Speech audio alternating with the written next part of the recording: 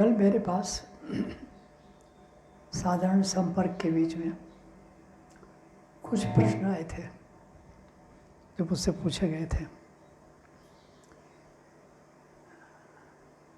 तो मुझे ऐसा लगा कि आज उन प्रश्नों का चर्चा हो, प्रश्न उत्तर की चर्चा इस सत्र में भी कर लेते हैं। जिसमें पहला प्रश्न था कि कोरोना काल में जीवन, व्यवसाय, समूह सब क्या अस्त व्यस्त नहीं हो गए हैं? क्या ये एक बिखराव नहीं लाते मन में? ये पहला प्रश्न था। तो बात तो ठीक थी जिन्होंने ये प्रश्न पूछा कि क्यों ये बिखराव सा लाते हैं, एक किसी किसी के मन में निराशा भी लाते हैं, क्योंकि उसकी सारी जो जीवन की नियमितता है वो खत्म हो जाती है। व्यक्ति जो जीवन की नियमितता जीता है, अब उसको एक कक्ष में अपने को सीमित करना है। तो मन की वृत्ति के विपरीत है ये ऐसा ही है जैसे किसी को कहा गया हो कि आपको 24 घंटे के लिए जेल में रखा जा रहा है और इस कमरे के बाहर नहीं, भाई नज़रबंदी, और न कहा जाए तब भी यदि वही स्थिति हो तो उसके मन की क्या स्थिति होगी, ये देखते हैं। वो अवसाद महसूस करेगा या करेगी, अपने मन में एक बिखराव महसूस करेंगे, अनिश्चितता महसूस करेंगे। ऐसा लगता है कि वो क्योंकि अपनी मर्जी से नहीं बैठे हैं, उनकी मर्जी में कोरोना की व्यवस्था बाधक बन गई है। तो इसलिए अब सुरक्षित होते हुए भी वो बार बार यही प्रश्न उठाएंगे कि ये समाप्त कब होगा। मुझे याद है स्पेन के एक नगर में, और वो जो मेयर था वहाँ का, उसको कोई कष्ट नहीं था, कोरोना भी नहीं था, लेकिन नगर के बहुत सारे प्रतिष्ठित लोगों की मृत्यु का समाचार उसको मिल रहा था। तो उसको ऐसा लग रहा था कि ये मेरा ही हिस्सा समाप्त हो रहा है, और उसने 2-3 दिन के बाद आत्महत्या कर ली। तो ये सोचना बड़ा आश्चर्य लगता है कि जब उनको कोई समस्या नहीं थी, केवल इतना था कि वो घर बैठे थे और कुछ कर नहीं सकते थे, तो मेरे इतना अवसाद क्यों आया? क्योंकि उनकी मृत्यु से उनका सीधा तो कोई संबंध था नहीं। ये मन की क्रिया है। जो मन निरंतर सक्रियता में रहता है, वो A, B, C, ये कौन किसकी मृत्यु हुई है, वो संबंधित है कि नहीं है, इसका उस पर फर्क नहीं पड़ता। बिखराव उसके जीवन में आया है, और इसलिए सबको बड़ा आश्चर्य हुआ था आत्महत्या के बाद। और कई तो मनोवैज्ञानिकों के लिए खोज का विषय हो गया था कि इनको कोई कष्ट नहीं था, कोई दुख नहीं था, कोई अभाव नहीं था। तो इस बात पर आत्महत्या करने का कोई तर्क समझ में नहीं आता। तो नहीं आएगा उनको, इसलिए नहीं आएगा कि जो व्यक्ति मानव मन की व्यवस्था को ठीक से समझता नहीं, वो इन चीज़ों को समझ नहीं सकता। उनको लगता था ये जो नगर परिवार है मेरा, केवल परिवार मेरा परिवार नहीं है, ये सारा नगर मेरा परिवार है, और इस परिवार में नित्य कल और परसों जो मुझसे मिलने वाले थे या मिल चुके थे, वो भी समाप्त होते चले जा रहे हैं। अगर कोई इस तरह से नहीं सोचता तो व्यक्ति के मन पर बड़ा निर्भर करता है कि उसने अपने मन की व्यवस्था क्या बनाई हुई है। तो स्पेन का मेयर आत्महत्या नहीं करता। मैंने अगले दिन की भी रिपोर्टिंग देखी कि विश्व के राष्ट्राध्यक्षों तक को इस पर आश्चर्य हुआ था कि उनकी बड़ी समुचित व्यवस्था थी, परिवार के किसी व्यक्ति की मृत्यु भी नहीं हुई थी, फिर ऐसा क्यों किया? तो ये मनोवैज्ञानिक स्थितियों को न जानने पर इस प्रकार की समस्याएं पैदा हो जाती हैं। लेकिन मेरा इस प्रश्न के रूप में, जिज्ञासा के रूप में कहना ये था कि मन को यदि मन का प्रशिक्षण यदि दूसरे रंग से होता तो वो इस मानव स्थिति में कष्ट ही नहीं जा सकते थे। तो उसने प्रयत्न ये शर्त रखी कि जिस समय तुम मुझे काम दोगे मैं काम करूँगा और फिर तुम्हारे सामने आकर के खाली खड़ा हो जाऊँगा। यदि तुमने मुझे 1 मिनट भी काम नहीं दिया तो मैं तुम्हें खा जाऊँगा। ये दरअसल एक रूपक की बात है, लेकिन समझने की आवश्यकता है। तो उसको बड़ा प्रसन्न हुआ कि मेरे पास क्या काम की कमी है, मैं इसे काम देता रहूँगा। लेकिन एक दिन पूरा बीता भी नहीं था कि उसके सामने समस्या आ गई कि सारे काम ये तो बड़ी तेज़ी से कर देता है और मुझे सोचने का टाइम तक देने के लिए तैयार नहीं है। तो बड़ा गड़बड़ हो गया। अब मैं इसके लिए क्या करूं? तो एक उसका बड़ा विद्वान मित्र था, उसने उससे परामर्श किया और तब तक उसे एक गड्ढा खोदने में लगा दिया। तो जब उससे संपर्क किया कि मेरे मित्र मुझे सलाह दो कि इस आफत से मेरा छुटकारा कैसे मिला है, क्योंकि ये जो व्यक्ति, ये जो भूत है, इसको 1 भी मिनट काम नहीं दूंगा तो सीधे करने में तो मुझे इतनी कष्ट नहीं हुआ, लेकिन ये कहता मैं खा जाऊंगा तुमको। तो उसने कहा बड़ा सरल उपाय है, अपने बाहर एक खंभा गाड़ दो 15-16 फीट का, और खंभा गाड़ करके इससे कहो प्रेस से कि जब मैं तुम्हें कोई काम न दूं तो उस खंभे पर चढ़ोगे और उतरोगे, चढ़ोगे और उतरोगे।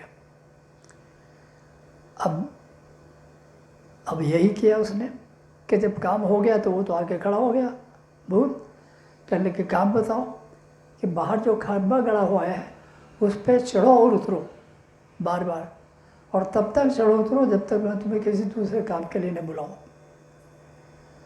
तो उसने यही करना शुरू कर दिया और भूत समझ गया कि चढ़ने उतरने में तो कोई मुझे दिक्कत नहीं है, लेकिन मेरे स्वभाव में एक ही काम को करने की आदत नहीं है, मैं तो इससे अधिक बेचैन हूँ। और इसने बड़ा अच्छा ये कोई तरकीब निकाली कि जब काम नहीं बताओ तो खंभे पर चढ़ो उतरो। तो उसने आकर के हाथ जोड़ के कहा कि तुम मुझे छुट्टी दे दो और जब तुम्हारा कोई काम होगा तो मुझे बुला लेना। उसको विजय मिली और उसने अपने मित्र से कहा कि ये तो बड़ी अच्छी तरकीब बताई तुमने, और एक ही दिन में समस्या हल हो गई। कहने लगे समस्या ये नहीं है, अब तुम मूल समस्या समझ लो। तुम्हारा मन भी एक भूत की तरह है। अगर तुम इसको निरंतर काम नहीं दोगे, क्योंकि तुम्हारे नियमितता के काम तो छूट गए, अब यदि तुम इसका काम नहीं दोगे तो इसमें एक बिखराव आएगा, एक समस्या आएगी, एक निराशा आएगी, क्योंकि ये तुम नहीं हो, तुम नहीं जानते कि ये कौन हो, ये तुम्हारा मन है और तुम्हारे नियमित कार्य सब बिखर गए हैं। तो तुम अकेलेपन से नहीं डर रहे हो, क्योंकि वास्तव में कभी कभी जब तुम्हें कई घंटे काम करना पड़ता है तो उसके बाद तुम कहते हैं 2 घंटे किसी तरह विश्राम मिल जाए तो बहुत अच्छा है, और यही कहते हो कि मुझे 2 घंटे भी विश्राम नहीं मिल पाता। इतने काम है कि 2 घंटे भी विश्राम नहीं मिल पाता, तब तुम विश्राम की तलाश करते हो। लेकिन अगर तुमसे समय छीन लिया जाए और कहा कि लो अब विश्राम ही विश्राम है, तब तुम्हारे लिए विकट स्थिति हो जाएगी, क्योंकि काम के बिना मन रह नहीं सकता। अब उस मन को ये लगेगा कि उसे किसी प्रिजन में, जेल में डाल दिया गया हो। इसलिए काल की इन स्थितियों में संतुलन कैसे बनाए रखा जाए, क्योंकि ये तो बस देखने में तो बड़ी सरल बात रखती है। कोरोना काल है, कुछ पता नहीं है कितना समय चलेगा, लेकिन जब जब ये अनिश्चित है तो आप अनिश्चित काल की भी योजना निश्चित बना करके चलो। रोज़ उसको यही मत पूछो हर घंटे ये समस्या कब तक खत्म होगी, मेरे लिए तो बाजार तक जाना मुश्किल है। कोरोना काल के माध्यम से हमने मन की स्थितियों का अध्ययन किया कि आप निरंतर इसके लिए कार्य योजना बनाओ कि इतने समय अध्ययन करना है, इतने समय ध्यान करना है, इतने समय कोई चर्चा करना है, इतने समय कुछ नोट्स लिखने हैं। तो आप देखोगे तुम्हारे 24 घंटे का समय कम पड़ गया है। लेकिन अगर तुम बिना किसी योजना के चलोगे तो एक घंटा बिताना मुश्किल होगा और 12 तो ये जो अवकाश है, ये जो इस तरह से आप बिना सब योजना के तुम्हारा काम चल रहा है, सचमुच तुम्हारे लिए दंड बन जाएगा। तो दंड को पुरस्कार बना लेना ये एक मन की ही कला है। तो अब ये इस तरह से इसमें बनेगा संतुलन। अब एक प्रश्न और है, अपने समस्याओं को जीवन में जो बहुत बड़ा करके देखने की आदत डालो। क्या वो अधिक कष्ट नहीं पाते जो जीवन की समस्याओं को बहुत बड़ा करके देखते हैं? प्रश्न को और स्पष्ट करूं, कुछ लोगों की आवश्यक आदत होती है जीवन की नित्य निमित्त समस्याओं को भी बड़ा करके देखते हैं। उन्हें रोज़ काम करने हैं जो कर लिए ठीक ठाक, और ठीक ठाक काम करने के बाद फिर समस्या चारों तरफ कुछ कार्य करा डाले जाएं। मान लीजिए उसने सोचा कि ये काम कराने हैं सब प्रकार के और ये और समय बहुत अच्छा है तो मैं इस काम को करा लूँ, तो मैं करा लेती हूँ। तो जिनको भी काम के लिए कहा, वो कारीगर वगैरह जो भी थे, उनमें से एक भी नहीं आया तो क्षोभ उत्पन्न होगा, स्वाभाविक होगा, क्योंकि वो गैर जिम्मेदारी का परिचय दे रहे हैं। अरे भाई, तुमको नहीं आना था तो कम से कम समाचार तो दे देते, लेकिन एक भी नहीं आया। जैसे सारी प्रकृति आपके विरोध में है, तो इससे जो क्षोभ होगा वो इसलिए नहीं होगा ये काम आज हो नहीं पाएंगे, इसलिए होगा कि मन की इच्छा के विपरीत जब कुछ होता है तो मन अधिक बेचैन हो जाता है। लेकिन अगर उस समय शांति से सोचा कि अच्छा चलिए, अगर आज ये काम नहीं हुए, जवाब भी नहीं दे रहे हैं, तो आज इनमें से कौन सा ऐसा बहुत ज़रूरी काम है कि जो रुक रहा है, तो पता लगे रुक तो कुछ भी नहीं रहा है, कहने लगे तो फिर आराम से दूसरा काम करते हैं। क्योंकि प्रकृति सदैव आपको, जब अकेले उसने रखा हुआ है, इस बीमारी के कारण जो फैल रही है, इतने से उसे चैन नहीं मिलेगा। मन एक यंत्र है, वो कहेगा इनकी सारी व्यवस्थाओं को बंद कर दिया जाए तो कोई काम करने नहीं आएगा। और अब ये उन पर क्रुद्ध होंगे और उन लोगों की अपनी व्यवस्थाएं हो सकती हैं, क्योंकि एक व्यक्ति गैर जिम्मेदारी करेगा तो सब लोग कैसे कर रहे हैं। तो कुल मिलाकर के ऐसा है कि मन का यदि ठीक प्रकार से प्रशिक्षण हम करते रहे तो सारी नकारात्मकता सकारात्मकता में बदल जाती है।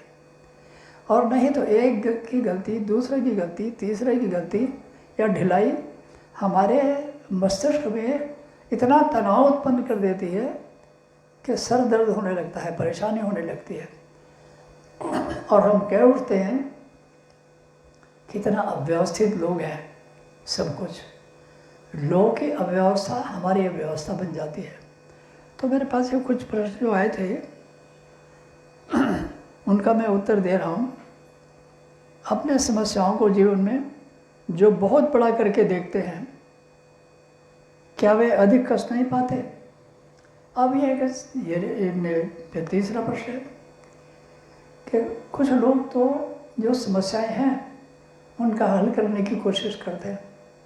अच्छा, ये बात केवल कोरोना के समय के लिए नहीं है, ये मन का सुगठन जो है हर जगह पर काम आता है।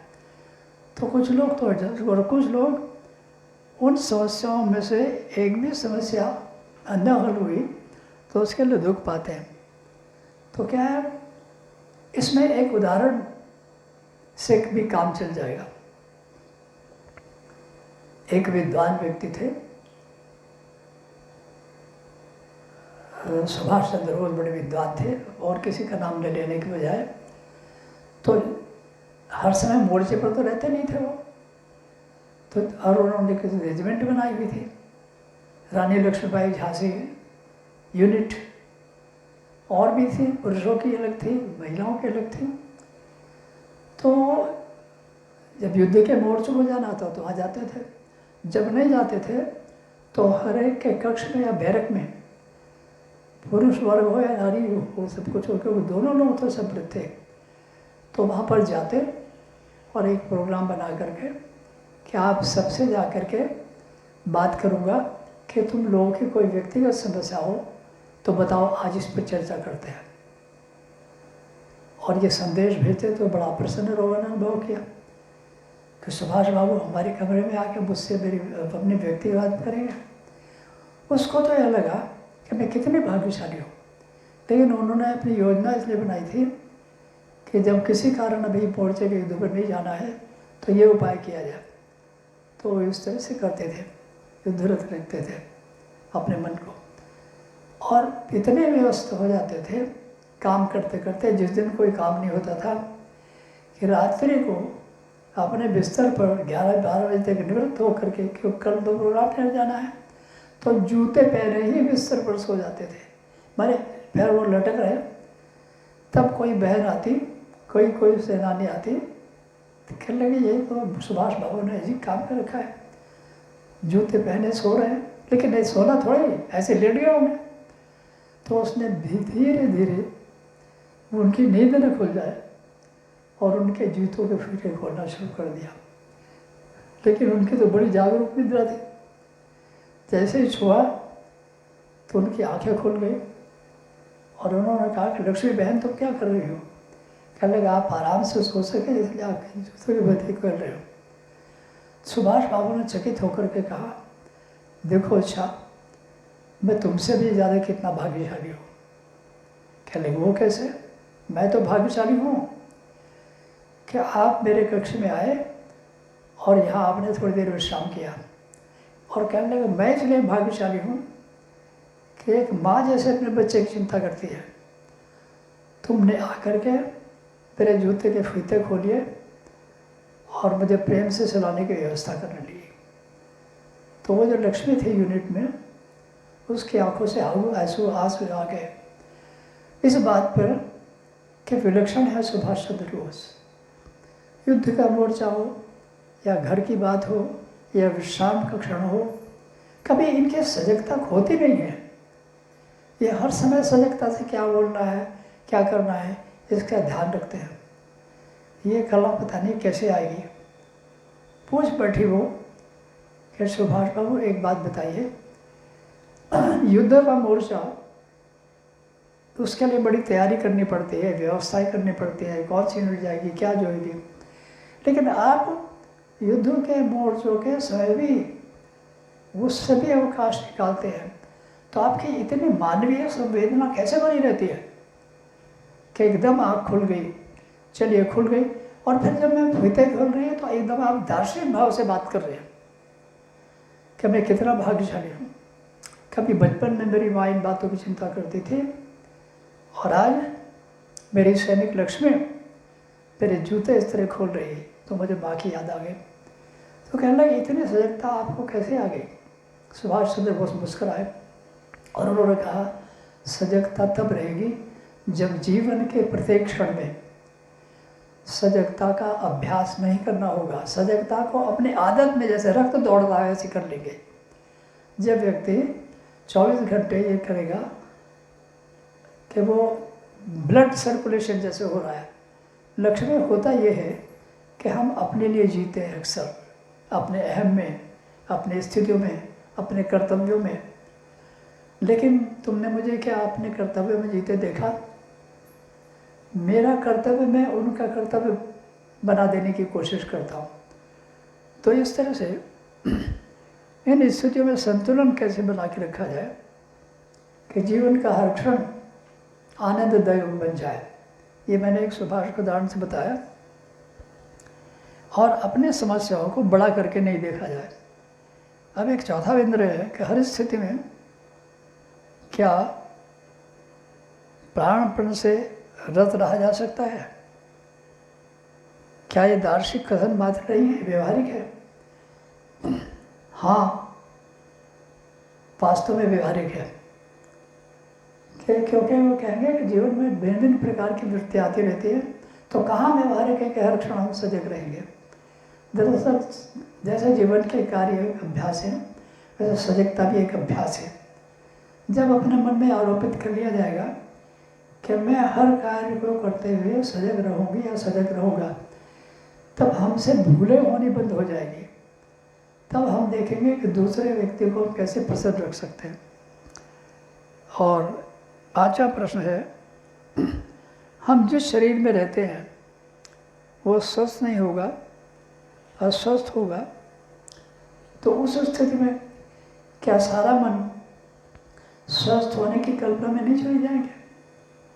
दरअसल वास्तव में बड़ा सुंदर प्रश्न है अंतिम का, कि अगर आपका शरीर बहुत ज़्यादा अस्वस्थ है, उसमें हम शरीर में रहते हैं, जब हम शरीर में रहते हैं तो उस अस्वस्थता में कैसे मन को शांत रखा जा सकता है, कैसे कुछ किया जा सकता है?